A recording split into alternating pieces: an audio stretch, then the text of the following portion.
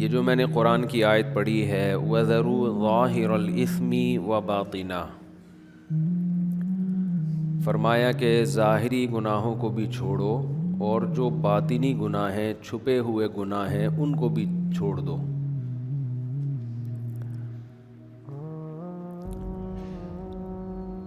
اللہ نے چونکہ اس کائنات کو بنایا اور ہمیں بار بار یہ بتایا کہ تم اللہ کے بندے ہو، تمہاری اپنی منمانی اور اپنی زندگی یہاں پر نہیں چلے گی۔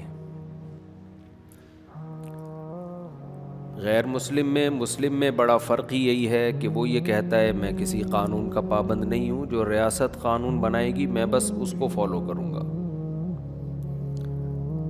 مسلم یہ کہتا ہے کہ ہمیں اللہ نے بنایا ہے، ہم آزاد زندگی نہیں گزار سکتے، یہ سب کچھ اس کا ہے، وہ ہمیں رزق دیتا ہے، وہ ہمیں زندگی دیتا ہے، وہی ہمیں موت دیتا ہے، عزت بھی اسی کے ہاتھ میں ہے، ذلت بھی اسی کے ہاتھ میں ہے، پھر مرنے کے بعد ہم ختم نہیں ہو جاتے، موت کے بعد ہمیں دوبارہ زندگی دے گا، حیات دے گا۔ یہ زندگی عارضی ہے جس میں ہم رہتے ہیں، یہاں کی کامیابی کامیابی نہیں ہے، یہاں کی ناکامی ناکامی نہیں ہے۔ تو جب اتنی ساری باتیں ہم مانتے ہیں تو ہم میں اور غیر مسلم کے کانسیپٹ میں، اس کے نظریات میں، اس کے تصورات میں زمین اور آسمان کا فرق ہے۔ میں بار بار بیانات میں مسلم غیر مسلم کا فرق بیان کرتا ہوں، مغربی سوسائٹی اور اپنے کلچر کو اس کے مقابلے میں پیش کرتا ہوں۔ اس کی وجہ یہی ہے کہ دنیا میں دو ہی تہذیبیں چل رہی ہیں، دو ہی نظریات چل رہے ہیں، تو مان کے چلو یا نہ مانو۔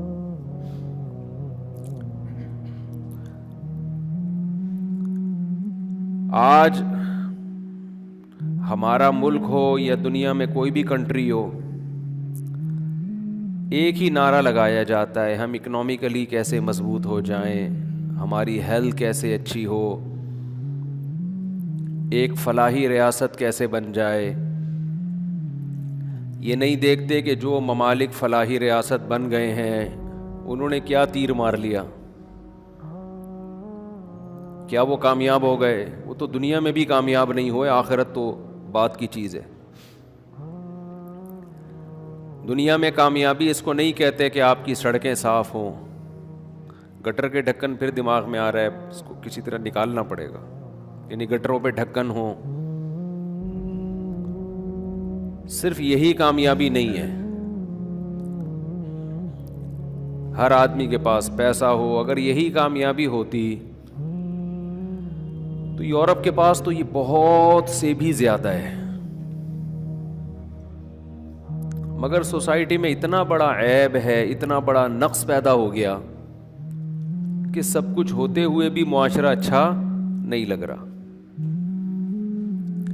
دور کے ڈھول سہانے آپ نے سنا ہوگا نا، ایسا ہی ہے،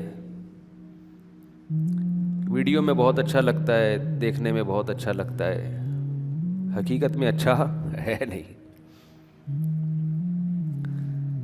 میں تو لوگوں سے کہتا ہوں جب بھی باہر کے ملکوں کا سفر ہوتا ہے نا کہ اینک لگا کے دیکھو تو پتہ چلے گا، بغیر اینک کے دیکھو گے تو یعلمون ظاہرا من الحیات الدنیا۔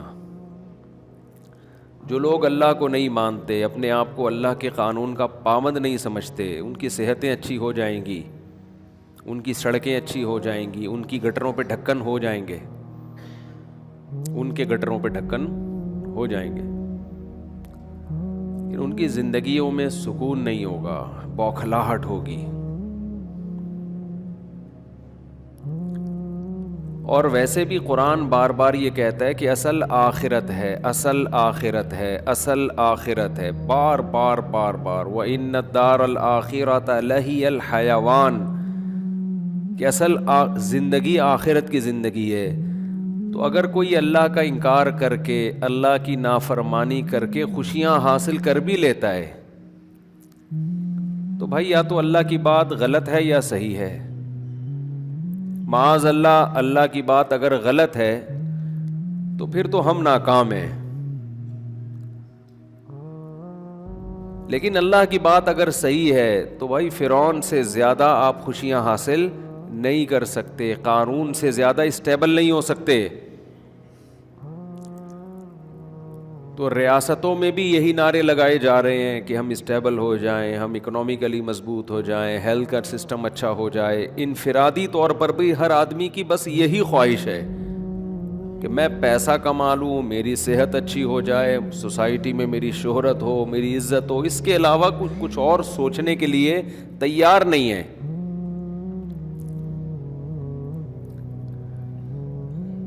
اسلام آپ کو یہاں سے ہٹا رہا ہے. اسلام کہہ رہا ہے اصل ہدف آخرت ہے. تو جتنا مسافر خانے میں یا سفر کے دوران انسان یہ خیال کرتا ہے نا کہ سفر اچھا گزر جائے, تو اتنا ہی اس دنیا میں خیال کرو کہ یہ دنیا کا سفر تمہارا اچھا گزر جائے. اس کو ہدف اور اس کو مقصد نہ بناؤ. یہ بات کھوپڑی میں بیٹھ نہیں رہی ہے. کچھ دن پہلے میرا جانا ہوا کسی بڑے ہوٹل میں جہاں ایوارڈ بٹ رہے تھے, ایوارڈ تقسیم ہو رہے تھے. اس میں ہر طرح کے لوگ تھے, بڑے بڑے بزنس مین بھی تھے جن کی ملک میں کوئی بڑی کارکردگی تھی, ایک سال میں جتنا کمایا انہوں نے, ان کو بھی ایوارڈ دیا گیا. اس میں ایجوکیشن کی فیلڈ سے متعلق لوگ بھی تھے جنہوں نے کوئی ایجوکیشن میں کمال پیدا ہوا, ان کو ایوارڈ دیا گیا. جس کو کہتے ہیں نا وی آئی پی لوگوں کی محفل, اس میں اداکار لوگ بھی تھے, ایکٹر ایکٹریسز, جن کو اچھی ایکٹنگ کی بیس پہ ایوارڈ دیا گیا. اس مجلس میں میرے جیسے مولوی کو لے جا کے بھی کھڑا کر دیا گیا کہ آپ 10 منٹ بیان کر دیں. تو میں نے دیکھا کہ میں نے ان کو جب بیان میں یہ بات, 5 منٹ تھے میرے پاس بولنے کے لیے, تو مجھے تو لگا یہ عجیب سی کوئی مجلس ہے جس میں مولوی کو عجیب صحیح لگ رہا ہے کہ.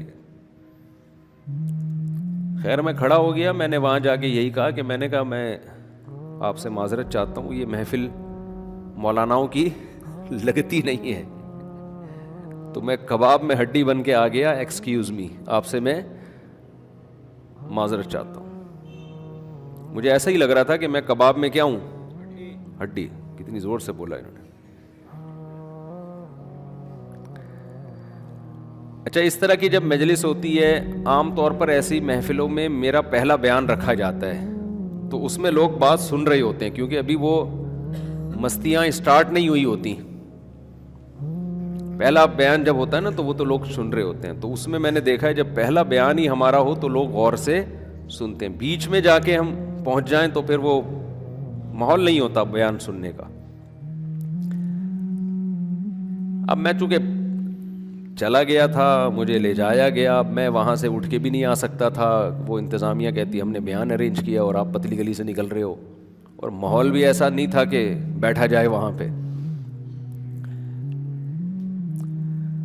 تو 5 منٹ کے لیے مجھے کباب میں ہڈی, میں نے اپنے آپ کو فیل کیا. میں کھڑا ہوا, میں نے ان لوگوں سے ایک بات کہی. میں نے کہا 2 منٹ کی بات سن لیں, مجھے پتا یہ محفل بیان کی لگتی نہیں ہے, اور ہر جگہ بات کو کرنا بھی نہیں چاہیے. ایسی بات پھینکنے والی بات ہوتی ہے, کچھ نہ کچھ ماحول ہونا چاہیے. پہلا بیان ہو تو لوگ سن لیتے ہیں. میں نے کہا بس ایک چیز کی گزارش ہے آپ لوگوں سے, ایک دن موت کا وقت بھی آئے گا. یہ رنگ رلیاں جو ہے نا, یہ جو رنگ رلیاں لگی ہوئی ہیں, تو رنگ رلیوں پہ زمانے کی نہ جانا اے دل, یہ خزاں ہیں جو بانداز بہار آئی ہے. یہ بہار کی صورت میں ہے لیکن ہے اصل میں خزاں. یہ اجڑنے والے ہیں باغات جو آپ بیٹھے ہوئے ہیں نا. آج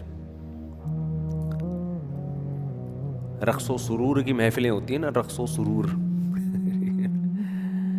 تو میں نے کہا تھوڑا سا سوچ لیں کہ یہ ہمیشہ نہیں ہے. اگر یہ ہمیشہ ہی ہوتا نا, ایسے ہی اسٹیج پہ آ رہے ہیں, ایوارڈ مل رہا ہے اور کلیپنگ ہو رہی ہے اور دھوم دھڑکا ہو رہا ہے, بڑا مزہ آ رہا ہے, تو یہ تھوڑے دن میں یہ رنگ رلیاں کیا ہونے والی ہیں, ختم.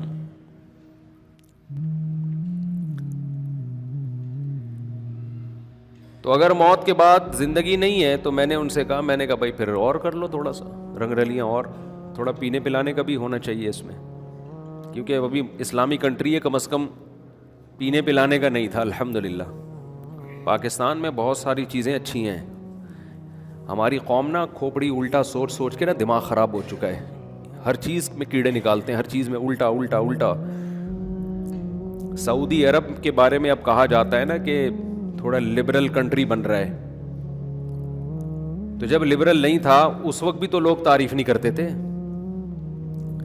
آپ 2007-8 میں جائیں سعودی عرب، کسی سائن بورڈ پہ ایک جاندار کی تصویر بھی نظر نہیں آتی تھی، بادشاہ کی بھی تصویر نظر نہیں آتی تھی۔ کیوں؟ شیخ بن باز کا فتویٰ تھا کہ تصویر حرام ہے، تو بادشاہ کی بھی نہیں لگاتے تھے۔